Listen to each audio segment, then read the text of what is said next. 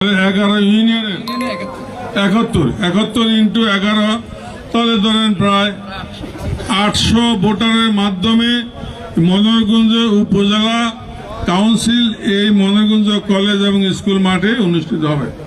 সেখানে কুমিল্লা থেকে ইউনিয়নের যে কাউন্সিল, সেখানে আমাদের জেলা নেতৃবৃন্দ থাকবেন, পাশাপাশি আমাদের উপজেলা প্রতিনিধি থাকবেন, নেতৃবৃন্দ থাকবেন।